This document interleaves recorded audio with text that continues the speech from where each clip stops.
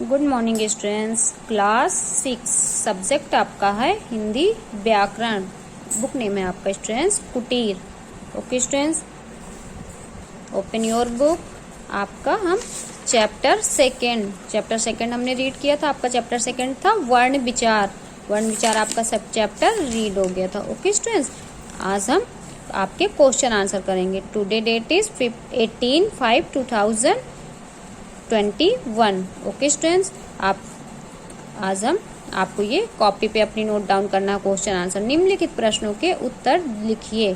First question है आपका वर्ण किसे कहते हैं और ये कितने प्रकार के होते हैं। आपको वर्ण बताना है कि वर्ण किसे कहते हैं और उनके प्रकारों के नाम भी लिखने हैं। ओके स्टूडेंट्स, तो सबसे पहले हम क्या लिखेंगे, आपका वर्ण फर्स्ट को आंसर है आपका भाषा की वह छोटी से छोटी ध्वनि।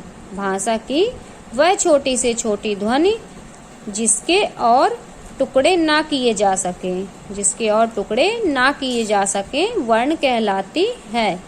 ओके स्टूडेंट्स, आपका ये हो गया भाषा की डेफिनेशन हो गई, वर्ण की डेफिनेशन हो गई। भाषा की वह छोटी से छोटी ध्वनि जिसके और टुकड़े ना किए जा सके वर्ण कहलाती है।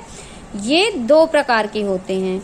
वर्ण कितने प्रकार के होते हैं? वर्ण आपके ये दो प्रकार के होते हैं। पहला आपका है स्वर और दूसरा है आपका व्यंजन। ओके स्टूडेंट्स, ये आपका फर्स्ट आंसर कंप्लीट हो गया। यहाँ तक इन दोनों नेम भी लिखना और आपको ये वर्ण की डेफिनेशन हो गई। ओके स्टूडेंट्स, सेकेंड क्वेश्चन है आपका स्वर किसे कहते हैं, सभी स्वरों को लिखिए। स्वर किसे कहते हैं और सभी स्वरों को लिखना है। ओके स्टूडेंट्स, तो आपका सेकंड आंसर है पेज नंबर 11 पे। स्वर जिन वर्णों के उच्चारण में अन्य ध्वनियों का सहारा नहीं लिया जाता उन्हें स्वर कहा जाता है। ओके स्टूडेंट्स, आपका यहाँ तक जिन वर्णों के उच्चारण में अन्य ध्वनियों का सहारा नहीं लिया जाता उन्हें स्वर कहा जाता है। आपका यहाँ तक हुआ। ये संख्या में 11 हैं। यहाँ तक लिखने के बाद आप यहाँ से लिखेंगे ये संख्या में 11 हैं। पूरे आपके आ, बड़ा, छोटी, बड़ी, छोटा, बड़ा, श्री, ए, आय, ओ तथा आओ आपका यहाँ तक कंप्लीट होगा। सेकेंड आंसर कंप्लीट हो गया। आपका थर्ड क्वेश्चन है आपका अनुस्वार व अनुनासिक के उच्चारण में अंतर लिखिए। आपको अनुस्वार और अनुनासिक के उच्चारण में आपको डिफरेंट बताना है कि दोनों में क्या अंतर है।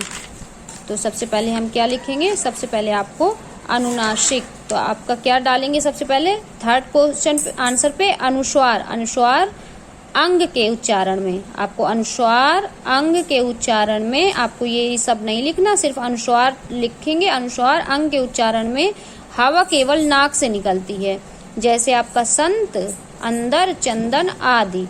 इसके बाद जबकि, आदि के बाद आप लिखेंगे जबकि अनुनासिक अंग, ऊपर चांद लगाएंगे, अंग के उच्चारण में हवा नाक और मुंह दोनों से निकलती है, जैसे आपका हो गया चांद, गांव, बांसुरी आदि। ओके स्टूडेंट्स, तो आपका ये थर्ड आंसर पूरा कंप्लीट हो गया।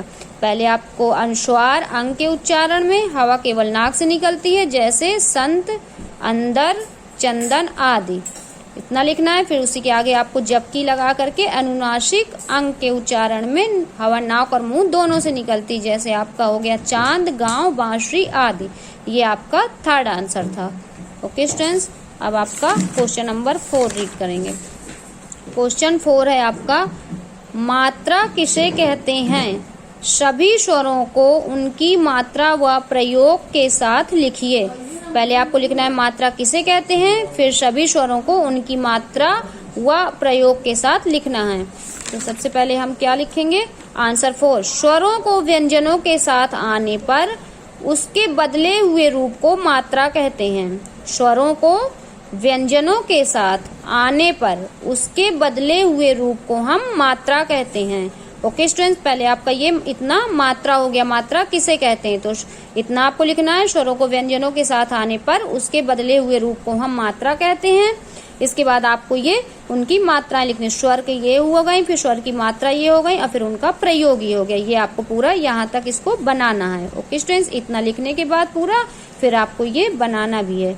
ओके स्टूडेंट्स, जो मैंने नोट डाउन किया आपको यही आंसर लिखना है और उसके बाद आपको ये बनाना है, इस पे अपनी कॉपी पे ही इसको भी नोट डाउन करना है। ओके, आपके 4 आंसर कंप्लीट हो गए। इसके बाद मैं नेक्स्ट आपको नेक्स्ट डे करवाऊंगी। Okay, thank you.